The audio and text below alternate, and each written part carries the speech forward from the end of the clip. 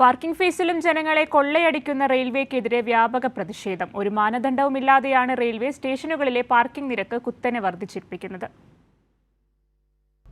ഈ മാസം മുതലാണ് റെയിൽവേ സ്റ്റേഷനുകളിലെ പാർക്കിംഗിൽ വർധനവ് വന്നത്.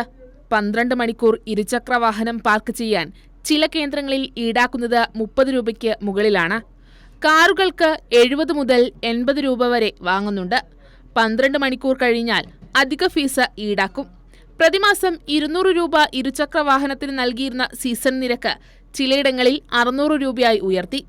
പാർക്കിംഗ് ഫീസിൽ കൂടി വർധനവ് വന്നതോടെ സാധാരണക്കാരായ ജനങ്ങളാണ് ബുദ്ധിമുട്ടിലായത്. ഹെൽമറ്റും റെയിൻകോട്ടും സൂക്ഷിക്കുന്നതിന് അധിക തുക ഈടാക്കുന്നുണ്ട്.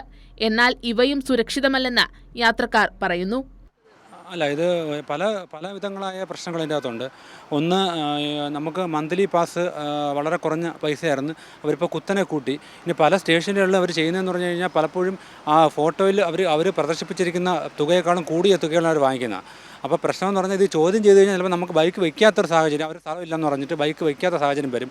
അപ്പോൾ ഇത് പലപ്പോഴും യാത്രക്കാർ നിശബ്ദമായി സഹിക്കേണ്ട ഒരു സാഹചര്യം ഇവിടെ ഉണ്ട്. മാത്രമല്ല, ഇത് ബൈക്ക് വയ്ക്കുക എന്ന് പറയുമ്പോൾ അവർ പറയുന്നത് സ്ഥലം മാത്രമേ ഉള്ളൂ. പക്ഷേ നമുക്ക് പലപ്പോഴും സാമൂഹ്യ വിരുദ്ധരായ ആൾക്കാർ മദ്യം, മയക്കുമരുന്ന് അടക്കം അവിടെ ഉപയോഗിച്ചതിൻ്റെയും നമ്മുടെ വണ്ടികൾ അടിച്ച് തകർത്തതിൻ്റെയും ഒക്കെ ഒരുപാട് പ്രശ്നങ്ങൾ അവിടെ ഉണ്ട്. ഇതിനൊന്നും ഒരു സുരക്ഷയും അവർ ചെയ്യുന്നില്ല.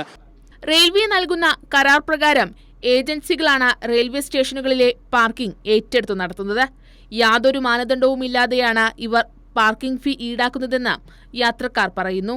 ഇതിൽ റെയിൽവേ ഇതിൻ്റെ അകത്ത് ഒന്നും ചെയ്യുന്നില്ല എന്നാണ്. നമ്മൾ പരാതി കൊടുത്താലും റെയിൽവേ ഒന്നും ചെയ്തു തരുന്നില്ല. നമുക്ക് സൗകര്യങ്ങൾ, ആക്ച്വലി ഇത് റെയിൽവേയുടെ സ്പേസാണ്. റെയിൽവേയാണ് നമുക്ക് ഈ സൗകര്യങ്ങളൊക്കെ ചെയ്തു തരേണ്ടത്. ഈ വെക്കുന്ന വണ്ടിയുടെ സുരക്ഷ, ഇവൻ ഹെൽമറ്റ് കാണാതെ പോകുന്നുണ്ട്. അപ്പോൾ അതൊക്കെ നടക്കാനുള്ള സുരക്ഷയും ഇതെല്ലാം ചെയ്തു തരേണ്ടത് റെയിൽവേക്ക് ഒരു ഉത്തരവാദിത്വം. പക്ഷേ റെയിൽവേക്ക് യാതൊരു ഉത്തരവാദിത്വം ഇല്ലാതെ റെയിൽവേ ഇതങ്ങ് അവരെ കമ്പനി ഏൽപ്പിക്കുക, അതായത് സബ്സിഡൈസ് ചെയ്യുക, ഔട്ട്സോഴ്സ് ചെയ്യുക. ഔട്ട്സോഴ്സ് ചെയ്തിട്ട് റെയിൽവേക്ക് യാതൊരു ഉത്തരവാദിത്വം ഇല്ല, കമ്പനിക്കാണ് ഉത്തരവാദിത്വം എന്ന് പറയുന്ന ഒരു നടപടിയാണ് റെയിൽവേ ചെയ്തുകൊണ്ടിരിക്കുന്നത്.